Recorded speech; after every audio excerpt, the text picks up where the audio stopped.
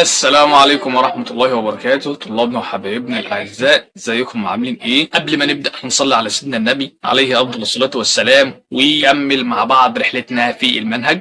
جاهزين؟ يلا بينا.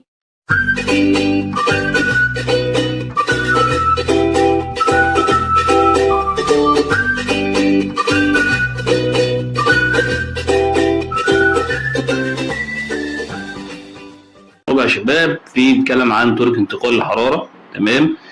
بيبدأ بسريان الحرارة. تمام. سريان الحرارة ده يا شباب بيقول لي أول حاجة عند وضع إناء به ماء مغلي، يبقى أصبح الإناء اللي أنا أحطه في ماء مغلية. حرارته عارفين طبعا حرارة الماء المغلي 100 درجة مئوية أو سيليزية، في غرفة درجة حرارتها 25 درجة سيليزية. فإن الماء سرعان ما يبرد بمرور الوقت. عارفين طبعا إن الماء هتبرد بمرور مين؟ بمرور الوقت بتاعنا أكيد. طب بعد كده إيه؟ يعني السؤال أنت عايز مني إيه في الآخر؟ قال لي أنا عايز أعلل، عايز تقول لي لماذا؟ ليه لما أطلع عن الماء المغلي تمام أشيله بعيد عن النار وأحطه في درجة حرارة الغرفة بتكون 25 درجة سيليزية، سرعان ما إيه يبرد؟ ليه بيبرد؟ قال لك لانتقال الطاقة الحرارية من الماء اللي هو النظام تمام الى الغرفه، فاصبح الحراره هتنتقل من الماء اللي هو درجه حرارته 100 الى الغرفه فيما يعرف بالحراره. تمام. تعال نعرف الحراره سوا. قال الحراره عندك هي الطاقه التي تنتقل من نظام الى مين؟ قال لي الى نظام اخر او الى الوسط المحيط، يعني مش شرط نظام اخر، ممكن تكون الوسط المحيط. قال لك بسبب اختلافهما في مين؟ قال لي في درجه الحراره. ليه؟ انت عندك الماء المغلي درجه حرارته 100 درجه سيليزيه وعندك الغرفه 25، فمين اللي هيدي مين؟ قال لي ان انا عندي الماء المغلي اللي هو 100 هيدي مين؟ هيدي حراره الغرفه. حراره الغرفه ده هتكتسب منه لغايه لما توصله لحاله الاتزان. ايه هي حاله الاتزان؟ قال لك ان انت هتجمع الاثنين سوا ونجيب المتوسط بتاعهم ونقسمهم على 2، طلع النسبه بتاعتهم. تمام كده. عندك نشاط عملي. تمام. قال لك كيفيه سريان مين؟ كيفيه سريان الحراره. الخطوات اللي عندي قال لي سجل درجه حراره كل من الماء في اناء معزول باستخدام الترمومتر.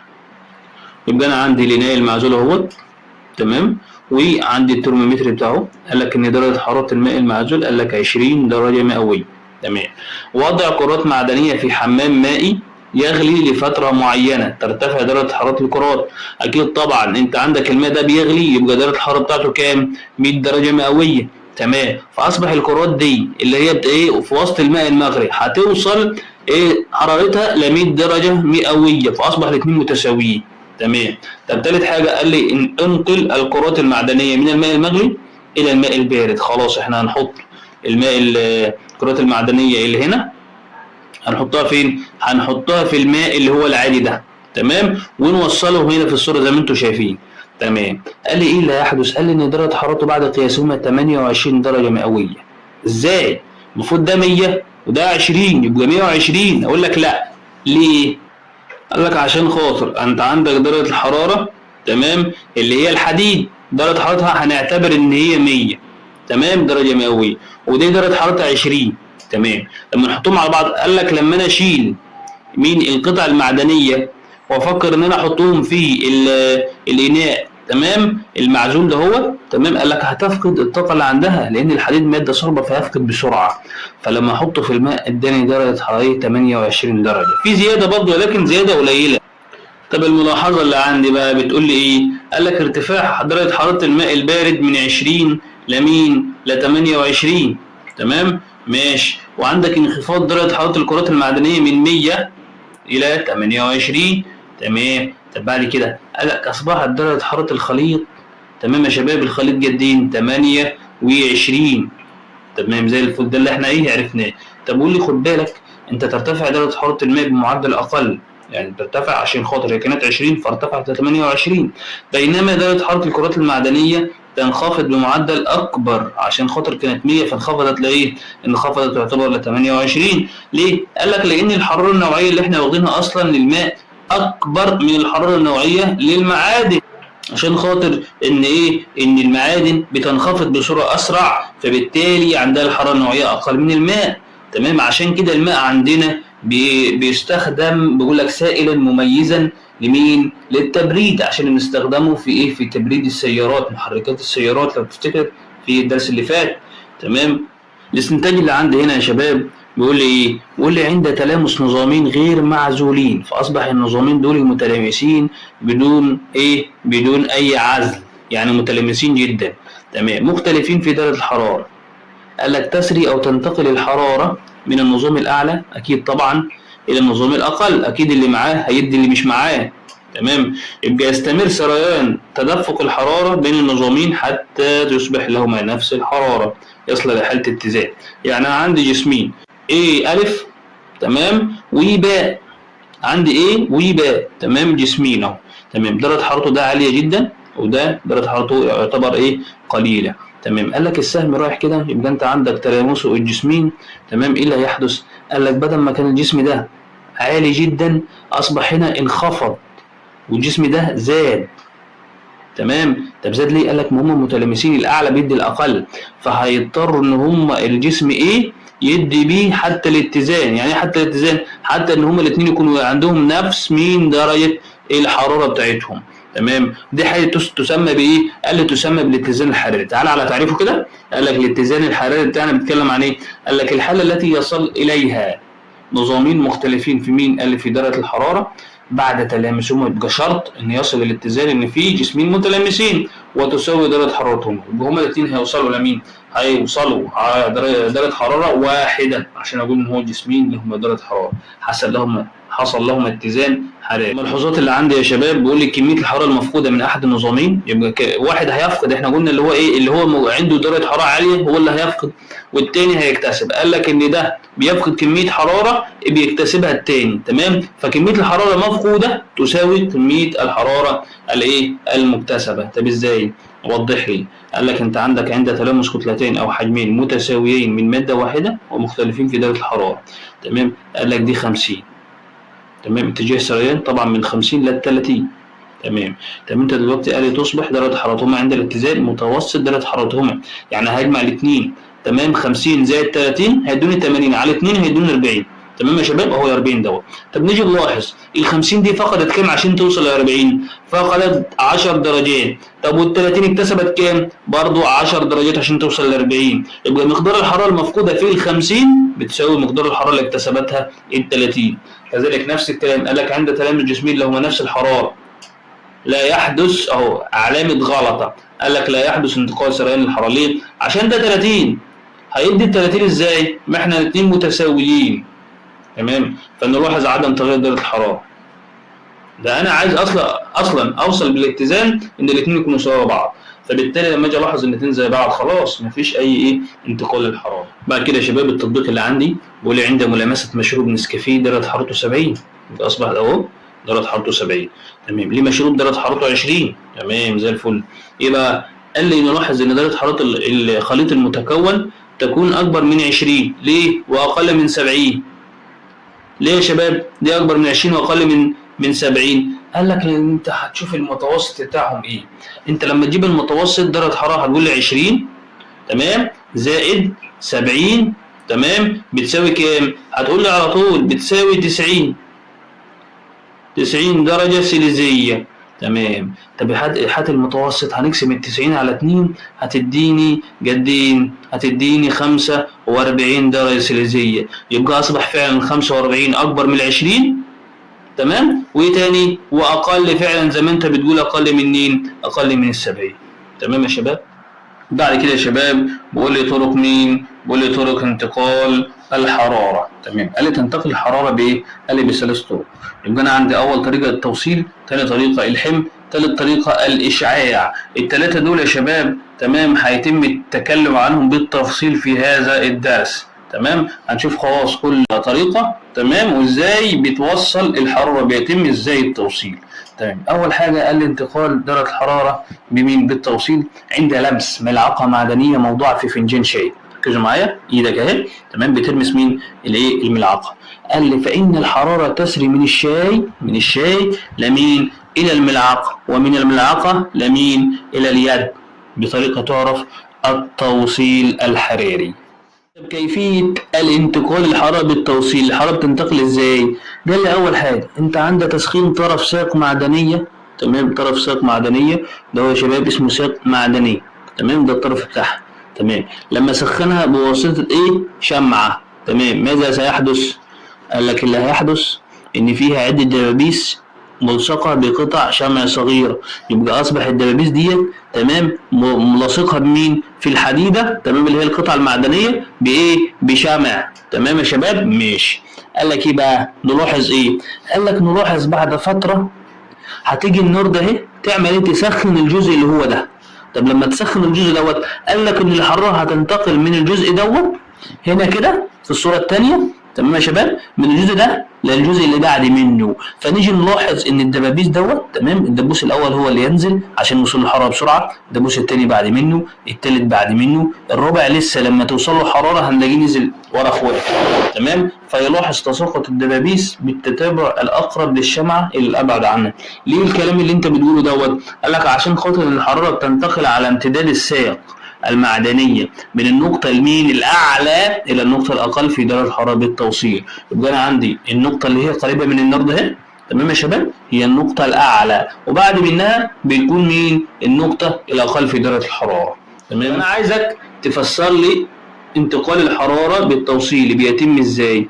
قال لك بص معايا، عند تسخين طرف ساق معدنيه، تمام، ساق معدنيه اهي، الطرف بتاعها اهو، تمام يا شباب، قال لك تزداد طاقة حركة الجسيمات الموجودة بها. يبقى أصبح هو شبهها ليه؟ إن الحاجات الصغيرة ده، المكعبات الصغيرة ده اسمها مين؟ اسمها جسيمات، فتزداد الحركة. مش أنا عندي المادة اللي هي قصاد مني ديت صلبة، تمام؟ يعني صلبة يعني متماسكة، يعني متماسكة يعني جسيماتها قريبة من بعضها وتهتز، تمام، يعني الحركه بتاعتها اهتزازيه ولكن حركتها بطيئه جدا. فانا لما اعرضها لتسخين لطاقه حراريه اصبح الحركه الاهتزاز بتاعها هيزيد فتهتز بدرجه اكبر. بس كده؟ لا، لسه في تاني.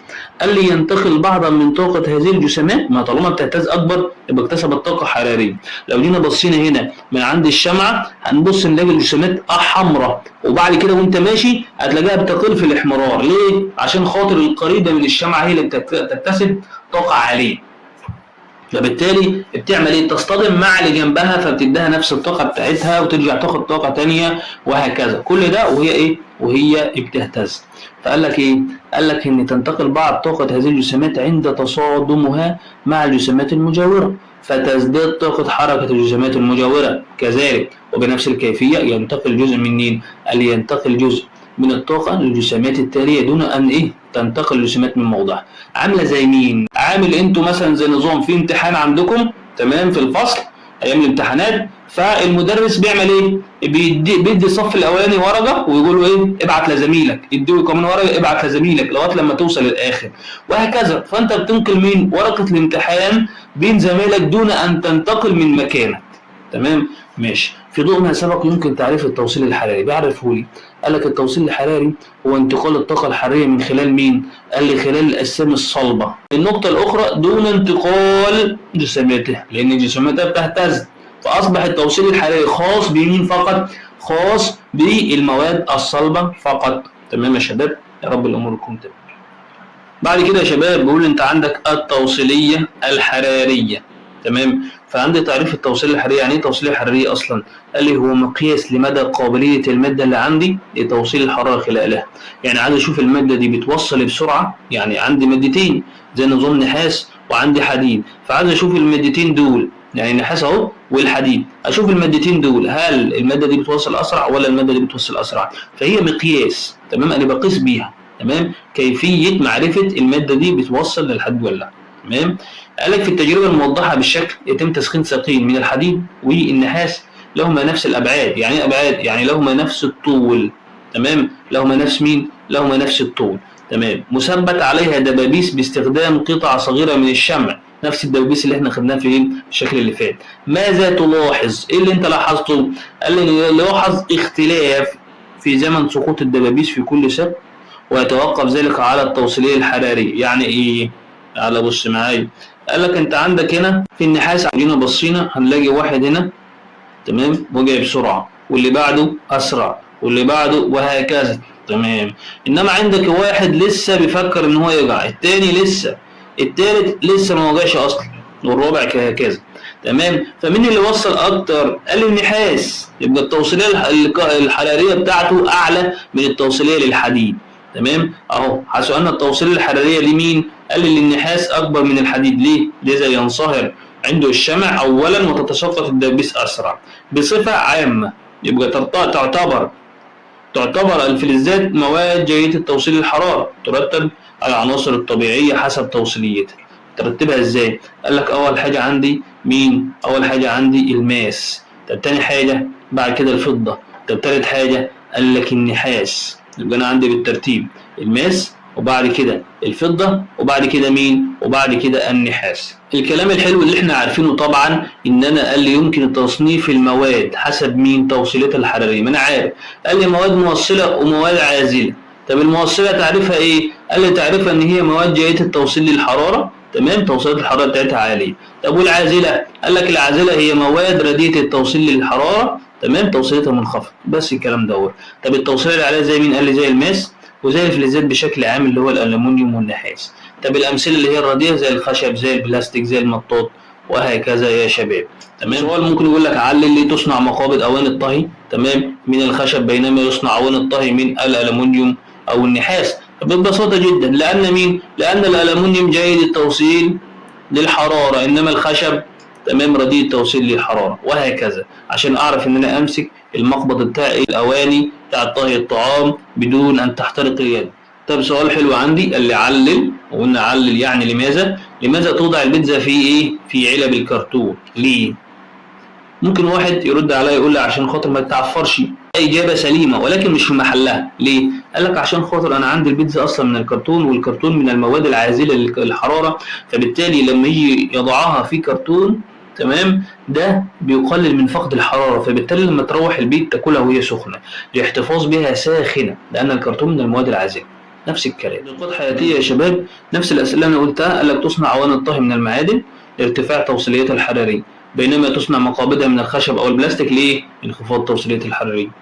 تمام؟ ماشي. بيقول لك علل وضع لوائح البوليسترين بين قوالب الطوب المفرغ. تمام؟ البوليسترين ده يا شباب عاملة زي الفيل، تمام؟ عاملة زي اطباق الفيل، زي الاسفنج كده، تمام؟ هي المادة ايه اللي انتوا شايفينها دي. ليه الكلام دوت؟ قال لك عند تشييد حوائط البابين، قال لك لأن البوليسترين والهواء الموجود في فراغ الطوب من المواد العازلة، وهو ما يمنع التغيرات السريعة في درجة الحرارة، تمام، ايه بقى؟ عند تغييرها خارجها، يعني بالتالي هو بيمنع الحرارة.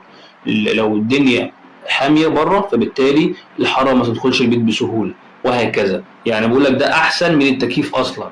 بعد كده يا شباب بيقول لي وجود أنظمة تبريد داخل الأجهزة الإلكترونية زي التليفونات والكمبيوترات وايه تاني والهواتف الذكية، تستخدم فيها مواد جيدة توصيل الحرارة مثل الفضة. دي فيها تبريد، تمام، بالإضافة إن فيها فضة والفضة موصل.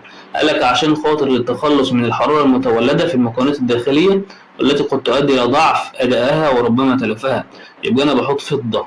تمام يا شباب. ليه؟ قال لك عشان خاطر الفضة موصل، فبالتالي هو بيمتص الحرارة، عامل زي الماء بيمتص الحرارة، وبالتالي هو إيه؟ سائل مبرد ممتاز للتبريد.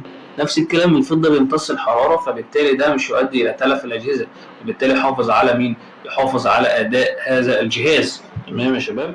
بعد كده يا شباب قال لي ملحوظات مهمة. يفضل عند تشييد جدران الحوائط باستخدام قوالب الطوب الطفلي المفرغ عن قوالب الطوب الطفلي المصمت. ليه؟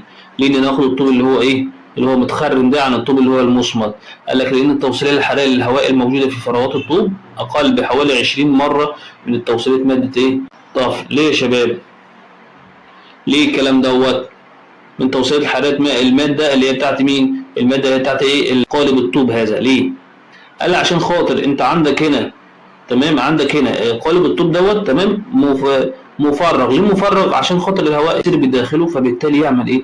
يعمل على انتقال من انتقال الحراره، يعني ايه؟ مكان جيد للتهويه، فبالتالي ما يعني يخفض من ايه؟ من الحراره اللي هي واصله للمنزل. انما ده مصمت تماما فهيمتص الحراره، تمام يا شباب. يعني ايه يمتص الحراره؟ عشان هو الجسم بتاعه صلب، فبالتالي الحراره بتاعته مش هتاخد وقت عما تنتقل، يعني الجزء دوت لما يجي له درجه حراره مش هياخد وقت عما ينتقل للجزء اللي هو الاخر ده، وهكذا.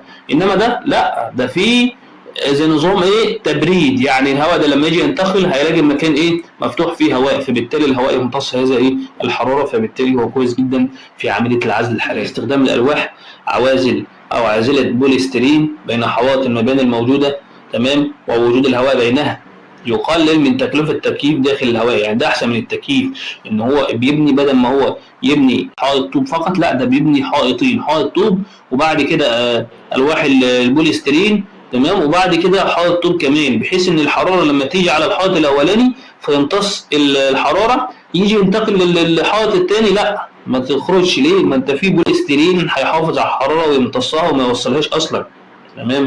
هو عازل كويس جدا، واحسن من مين؟ احسن من المكيف كمان اللي هو ايه بيسحب كهرباء على الفاضي. بعد كده يا شباب الانتقال الحراره بتيارات الحمل، الجزء الثاني. قال لي في الشكل المقابل، الشكل اللي انت شايفه دوت، قال لي عند وضع بلوره من برمجانات البوتاسيوم البنفسجي، تمام، في كأس به كميه من الماء فوق لها، يعني في نار هنا وفي حراره. ايه اللي بيحدث؟ قال لي فإن الماء الملون باللون البنفسجي ينتشر في الكأس أثناء عملية التسخين عن طريق مين؟ عملية الحمل. طب بتتم ذلك ازاي؟ قال لي أول حاجة أديك فكرة، بتتم عن طريق حاجة اسمها الجسيمات. احنا عارفين الجسيمات السائل زي ما انتم شايفين شكلها عامل كده، تمام يا شباب؟ ماشي. طب انتقلت ازاي؟ قال لي أول حاجة إن جسيمات الماء شكلها عامل كده، لما تمتص حرارة فبالتالي درجة الحرارة بتاعتها هترتفع فتطلع فوق. ده لما تطلع فوق مين اللي هينزل مكانها؟ قال لي جسيمات الماء الباردة هتلاقيها ايه؟ نزلت تحت، تمام يا شباب؟ نزلت تحت وهكذا. طب لما تنزل تحت جسيمات الماء الباردة نفس الكلام، تسخن وتطلع فوق وهكذا. فانا عايز افهمك ان انتقال الحرارة بتيارات الحمل تنتج عن طريق الجسيمات. بيقول لي ايه تفسير مين؟ تفسير انتقال الحرارة بتيارات مين؟ قال لي بتيارات الحمل، تمام يا شباب؟ ماشي. طب انت عندك مين؟ عندك السوائل رقم واحد، يبقى احنا عندنا رقم واحد السوائل، عشان في بعد كده الغازات، تمام. قال لي عند تسخين مين؟ الماء بمصدر حراري تكتسب جسيمات الماء القريبه من القاع، يعني الميه اللي هي من القريبه من القاع دوت هتكتسب اول حاجه طاقه حراريه، فتتحرك الجسيمات بسرعه اكبر وتبتعد عن بعضها اكثر، تمام يا شباب؟ يا رب الامور تكون واضحه، تمام يا شباب؟ ماشي. بعد كده يرتفع الماء الساخن لأعلى لأن كثافته مين؟ تكون أقل من كثافة مين؟ الماء البارد. ماشي. طب بعد كده قال لي يهبط الماء البارد لأسفل، نفس اللي احنا قلناه. يبقى أنا عندي جسيمات اللي هي تكتسب طاقة حرارية بتطلع لفوق، واللي هي الباردة بتنزل مكانها، تمام يا شباب؟ ويهبط الماء البارد لأسفل ليحل محله الماء الساخن، يستمر صعود الماء الساخن وهبوط الماء البارد. ده تفسير انتقال الحرارة بتيارات الحمل في مين؟ قال لي في السوائل. تعال نروح للغازات. بقول لك يا شباب انت عندك هنا في الغازات، قال لك عند تسخين الهواء تقل كثافته، اكيد طبعا زي الماء بالظبط، فيرتفع لاعلى ويحل محله الهواء البارد، تمام؟ ماشي. دي انتقال الحراره في الغازات. طب عندما تبريد الايه؟ الهواء، قال لي تزداد كثافته فيهبط لاسفل ويحل محله الساخن.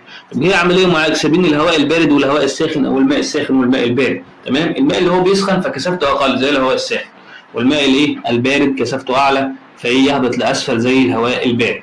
فتعريف بسيط للحمل الحراري، قال لك هو انتقال الطاقه الحراريه في الموائع، ركز معايا في مين؟ قال لي في الموائع، تمام، مع حركه مين؟ قال لي مع حركه جسيماتها.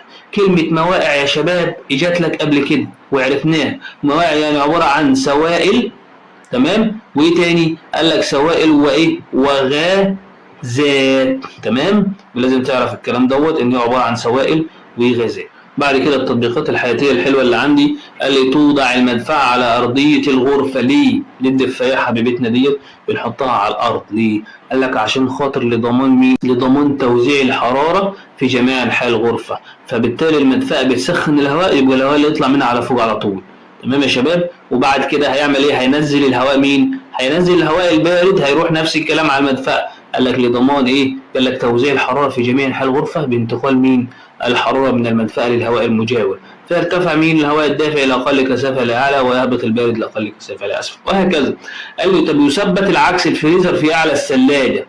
يعني هل العلماء دول ناس اذكياء ولا هم دراسه ولا هم كده حاطينها وخلاص؟ قال لك لا يا باشا، الكلام ده كله دراسه. تمام. يعني في حد يقول لي طب ليه، ايه اللي يخليني اعرف ايه هواء ساخن وكثافه وبتاع؟ ليه؟ قال لك ما عشان خاطر انت عندك المدفأه دي بحطها في الاسفل. عمرك شفت دفايه عامله زي التكييف؟ تمام، بنحطها فوق؟ لا، هو بيفهم. احنا لما نحطها فوق، طب هي هتعمل ايه؟ هتسخن ايه؟ هيوصل لها هواء ازاي؟ هتخبط الهواء الساخن هيخبط في الحيط؟ لا، ما ينفعش، لازم نحطها في الارض عشان ايه؟ تضمن ان الايه؟ ان الحراره توزع على الغرفه كامله. فالفريزر قال لك لضمان توزيع الحراره في جميع انحاء الثلاجه. الهواء الساخن طبعا، الهواء البارد ينزل لاسفل على طول، وبالتالي الساخن اللي جه ايه؟ طلع محل الهواء البارد عشان ايه؟ يبرد. بهبوط الهواء البارد كثافته الاسفل اللي هو اعلى كثافه، وصعود الهواء البارد ايه؟ الاقل كثافه لاعلى، وهكذا. بعد كده يا شباب قال لي ظاهره نسيم البحر مهمه جدا وسهله جدا. قال لي انت عندك نسيم البحر، عشان نعرف الموضوع دوت الاول. قال لك هي حركه هواء بارد اللي هو نسيم من البحر نهارا لمين؟ قال لك باتجاه اليابس، وهنعرف من خلال الصوره الكلام دوت. تمام. طب سبب حدوثها ايه؟ قال لي سبب حدوثها انخفاض الحراره النوعيه لليابس عن الحراره النوعيه للماء. كلام سليم. طب ازاي بقى؟ فهمني. قال لي انت عندك اول حاجه، تمام، عندك الماء بيكون بارد وعندك اليابس ساخن، فاصبح مين الساخن ومين البارد؟ اليابس اسخن من مين؟ من الماء. يعني الشمس معرضه ليهم هما الاثنين، ولكن عشان اليابس عليه مواد صلبه زي الرمال، تمام، فيكتسب طاقه اعلى من الماء. السابق هيسخن الطبقه الهواء اللي هي قريبه منه فترتفع لاعلى. لما ترتفع لاعلى اصبح في ايه؟ في هواء بارد لازم يحل محله على طول. فالهواء البارد اللي هو لسه ما سخنش هينزل ويجي لمين؟ لليابس. فاصبح الناس اللي هي موجوده على اليابس في البيت دوت يقول لك في حبه هواء برد، انما ايه؟ نسيم. تمام. فده هو ده النسيم يا شباب. تمام يا شباب. نفس الكلام انتقال مين؟ انتقال شكل التوضيح اللي قصاد منك دوت، ان دي كثافته اقل فبالتالي يصعد لاعلى عشان هو هواء ساخن، وده كثافته اعلى فبالتالي ينزل. تمام. طب كيفيه الحدوث تحدث ازاي؟ تمام. قال لك عند سقوط اشعه الشمس نهارا يسخن الهواء الملامس لليابسه بدرجه اكبر، زي اللي احنا قلناه طبعا، ملامس للبحر، يرتفع درجه حراره ايه؟ الهواء الساخن الذي يعلو اليابس ويحل محله هواء بارد. مدى تاثيرها؟ قال لك ايه؟ يكون تاثيرها الظاهره في الصيف اوضح. تمام. اوضح منين؟ مما في الخريف او الربيع، عشان الصيف درجه حرارته بتكون عاليه فبالتالي بيظهر احسن. بعد كده يا شباب اخر حاجه معانا انتقال الحراره بمين؟ قال لي بالاشعاع. تمام. مهم جدا وسهله جدا. قال لي عند التعرض للاشعاع الشمسي نشعر بالدفء بالرغم من وجود ملايين الكيلومترات بين الارض والشمس، يعني في فراغ بيننا وفي ملايين. تمام. ماشي. ليه الكلام دوت؟ قال لك الصوره التوضيحيه اللي انت شايفها ديت. تمام. قال لك لانتقال حراره الشمس الينا دون الحاجه لوجود جسيمات ماديه زي الجسيمات، وهذه الطريقه تعرف الاشعاع. يبقى احنا عندنا الاشعاع لا يتم الانتقال عن طريق الجسيمات، ركز معايا، ولكن يتم الانتقال عن طريق الفراغ. تمام يا شباب. ماشي. طب تفسير انتقال الحراره بالاشعاع، ايه التفسير والكلام والمبني على الانتقال دوت؟ قال لك انت عندك يتكون الاشعاع الشمسي من العديد من الموجات مين؟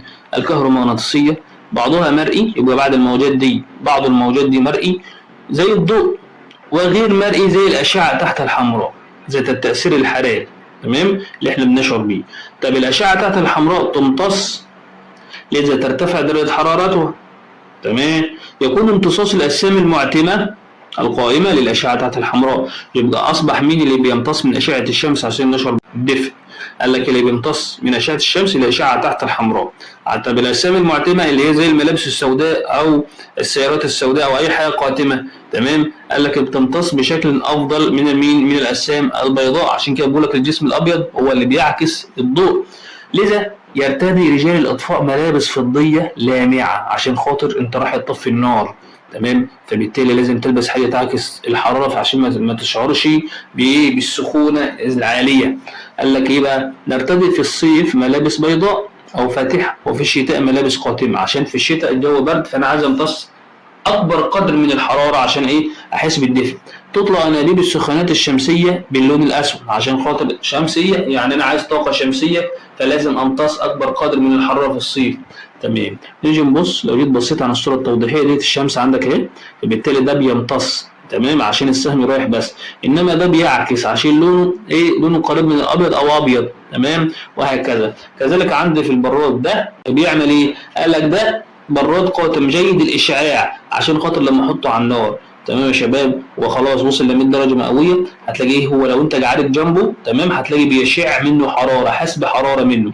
انما الابيض لا، هتحس بس ولكن بشيء قليل تمام، ضعيف الاشعاع تمام يا شباب يا رب الأمور. بس معانا حاجه اسمها موجات كهرومغناطيسيه، قال لك هي موجات تنتشر في مين؟ قال لك في الفراغ بسرعه كبيره جدا، قال لك تصل ل 300,000 كيلو متر. 300 ايه؟ 1000 كيلو متر في جميع الاتجاهات، يعني ما تفرقش، يعني هي بتوصل كده في جميع الاتجاهات تمام. 300,000 كيلو متر. طب الملحوظات اللي عندك ايه بقى؟ قال لك كل الاجسام الساخنه تشع حراره، اي جسم ساخن بيشع حراره اللي هي بين قوسين اشعه تحت الحمراء، وكلما كان الجسم اسخن كلما ازدادت الاشعه تحت الحمراء الصادره عنه. كل المصادر الحراريه ركز معايا تنبعث منها حراره وتنتقل تمام يا شباب من خلالها الهواء بالإشعاع والحمل، يبقى أنا عندي الهواء بالإشعاع والحمل، بينما تنتقل الحرارة من الشمس بمين؟ قال لك بالإشعاع فقط. ركز معايا، يبقى أنا عندي دلوقتي الحرارة اللي هي صادرة من الشمس تنتقل من خلال الفراغ فقط، الإيه؟ الفراغ فقط. إنما عن طريق الهواء من أي جسم ساخن زي مين؟ زي مصباح كهربي، ده عن طريق الحمل والإشعاع تمام. فبالتالي الاشعاع الحراره هتجي لك الدبل، يعني الدبل يعني مزدوجه ما بين الايه الحمل اللي هو عن طريق الهواء تمام الغازات، وما بين الاشعاع اللي هو ايه اللي هو عن طريق الحراره تمام. في الشكل المقابل يا شباب اللي انتم شايفينه تمام الشكل دوت، قال لي ايه؟ بقول لك هنا ان تنتقل الحراره من المصباح لليد عن طريق الاشعاع، اي ان الحراره تنتقل بالاشعاع في مين؟ قال لك في الفراغ وفي الغازات، نفس اللي انا قلته. طب الاشعاع الحراري قال لك انتقال الاشعه تحت الحمراء من اسطح الاجسام تمام، وخاصه السخن منه، احنا عارفين دون الحاجه الى جسيمات ماديه، يعني دون الحاجه الى جسيمات، اي جسيمات موجوده فيه زي الهواء زي الماء وهكذا. التطبيق اللي عندي يا شباب قال لي السيرموجراف مهم جدا. طب ايه السيرموجراف دوت؟ قال لك هي تقنيه كاميرا تعمل على الاستشعار الحراري الصادر من الاجسام وتحويله الى صور ملونه تمام يا شباب، تعتمد الوانها على التغيرات في درجه الحراره. يبقى اصبح دي تقنيه يعني جهاز فيه كاميرا تمام، بيتم فيها رؤيه المستشعرات تمام. يعني ايه؟ يعني في الضلمه لما عاوز اشوف في بني ادمين ماشيه ولا لا، فانا لازم استخدم تقنيه بترى الاشعاع الحراري، لان جسم الانسان فيه حراره، فبالتالي انا بستشعر الحراره دي، اشوف جسم، مش اشوف شكله ولكن اشوف فيه حراره، يعني في جسم بيتحرك فيه حراره تمام. ماشي. قال لك طب تستخدم ليه؟ قال لي تستخدم كاميرا السيرموجراف في التصوير في الظلام. وايه تاني؟ قال لي الكشف عن الاشعه عن درجه حراره الاجسام، زي التصوير المكوى ده اللي احنا شفناه تمام. قال لي هي ظاهر لي الجزء اللي فيه حراره فقط عشان خاطر انا مسخنها ففيه حراره تمام. طب التكامل مع علم الاحياء البيولوجي، قال لي تتمكن الثعابين من اصطياد فرائسها ليلا. طب ازاي؟ اصلا الثعابين ما بتشوفش تمام، ده بقول لك الثعبان بيحس او بيشم بلسانه. طب ليه؟ قال لك لوجود مستشعرات حسيه في مقدمه راس الثعابين. يبقى ادي الثعبان عندنا اهو تمام. ماشي. بيعمل ايه؟ قال لك تمكنها من استقبال الاشعه الحمراء. ماشي، ولا دي ولا عليه. بيعمل ايه؟ قال لك في راسه ده اهي في مستشعر حسي بيحس بدرجه الحراره، فهو شايف او مستشعر مين؟ الجسم ده جسم فار كائن عنده فيه حراره تمام. نفس الكلام. طب الحراره دي هو استشعرها بواسطه المستشعر اللي عنده. اهي تقنيه السيرموجراف دوت تمام، نفس الكلام اللي اخترع بيها السيرموجراف تمام. يعني الطريقه ديت تمام اللي هي استشعارات الحراريه، نفس الطريقه اللي اخترعوا بيها السيرموجراف، ان هو بيصور الجسم زي ما انت شايفه كده. نفس الكلام.